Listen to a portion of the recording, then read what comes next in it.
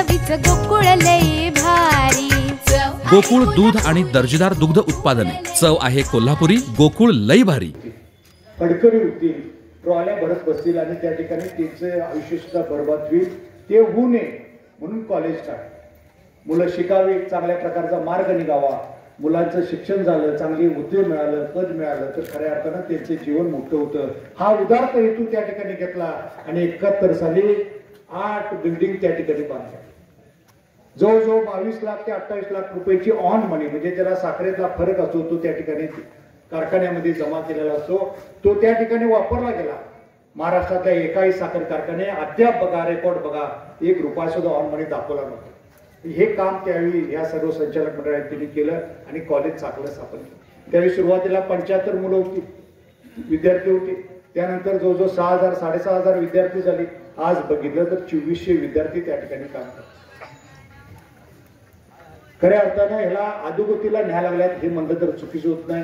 आणि हे कॉलेजची इलेक्शन आम्हाला सुद्धा घ्यायची नव्हती, मातुदा आमची भूमिका नव्हती की ही कॉलेजची इलेक्शन खेळावी, कारण शिक्षण आणि राजकारण हे वेगळं व्हायला पाहिजे ही भावना आमच्यामध्ये होती। पण का कोणास सुरुवातीला आम्हाला बोलवलं सर्व पक्ष बैठकीला, त्या बैठकीमध्ये 7-8 प्रस्ताव आले, त्यातनं एक प्रस्ताव असा आला की 7 जागा सत्ताधाऱ्यांना द्यायची आणि 6 जागा विरोधकांना द्यायची। आम्ही त्या सगळ्यांनी चर्चा केल्या आणि 6च्या 6 जागा घ्यायच्या मान्य केल्या, 7 जागा सत्ताधाऱ्यांना द्या।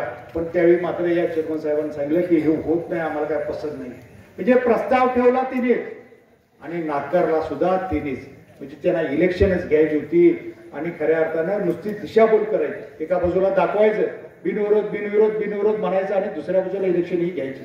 हे काम त्यांनी केलं। खरोखर आमची भूमिका प्रामाणिक आहे, आमची भूमिका स्वच्छ आहे की या कॉलेजवर परत ह्या इलेक्शनचा खर्च कधी जाऊ नये ही भावना आमच्यामध्ये। आज या ठिकाणी आम्हाला सगळ्यांना सर्व सभासदांना या ठिकाणी अभिवचन देतो की येत्या 1 वर्षामध्ये यानंतर निवडून आल्यानंतर त्या ठिकाणी पहिल्याच वर्षामध्ये घटना दुरुस्ती करून कारखान्याचं जे इलेक्शन होतं त्याच पद्धतीचं भोगावती शिक्षण प्रसारक सुद्धा इलेक्शन एकत्र घेण्याची भूमिका आपण यावेळी घेऊ।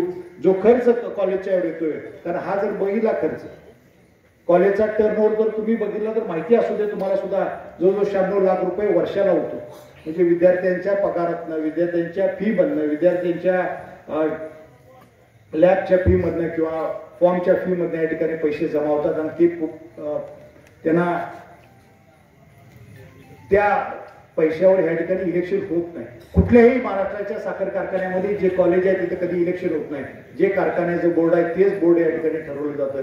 पण आपल्या इथं का कुणास या शिक्षण संस्थेला घरघर लागली, 28 वर्ष झाले कुठल्याही चेअरमनने ते सोडलं नाही आणि शिक्षणाचं अक्षरशः वाटोळ केलं म्हटलं तर चुकीचं होतं। काय केलं त्यांनी जास्तीत जास्त करून कोर्ट कचेऱ्या केल्या, कोर्ट केसेस खेळत बसले, 1-1 कोट 2-2 कोट रुपये खर्च ह्या शिक्षण प्रसारकच्या केसेसवर दोन्ही बाजूने या ठिकाणी झालेले।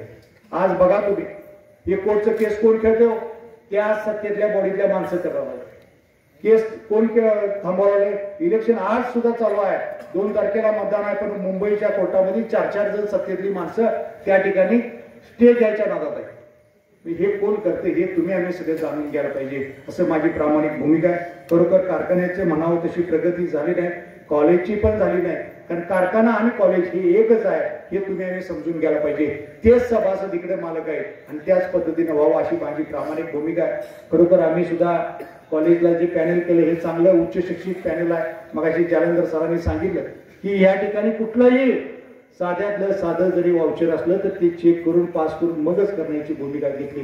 आणि भागातली मुलं घ्या ना, युवराज दादांनी सांगितलं की भागातली तुम्ही मुलं काय, भागातली काय मुलं शिक्षण नसतात का क्वालिफाईड नसतात, आणि खरोखर ते सुद्धा भूमिका करायला पाहिजे। आम्ही 1-2 वर्ष मला वाटतं संचालक म्हणून होतो त्यावेळी सुद्धा आम्ही घेतलं, प्राध्यापक निवास सरांना सुद्धा त्या ठिकाणी आमच्या वतीने कॉलेजच्या वतीने घेतलं।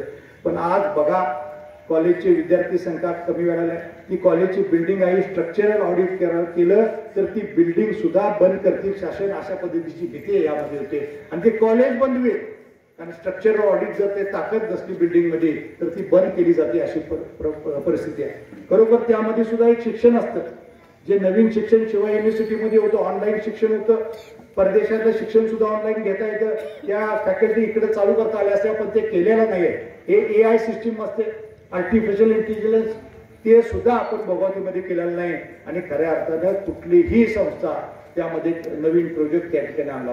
या 5 वर्षामध्ये फक्त कोर्ट केसेस खेळत बसले. आपण तिथं शाबूत कसं राहील असंच त्यांना वाटलं. मला तर वाटते जालंधर सर त्या ठिकाणी त्यांना सुद्धा वाटत असेल की जन्मभर ही संस्था आपलीच राहावी, दुसऱ्याला जाता कामा नाही, ही भावना ठेवून ते आज तागायत भांडत आहेत. का भांडतात मला काय माहित नाही. त्यातल्या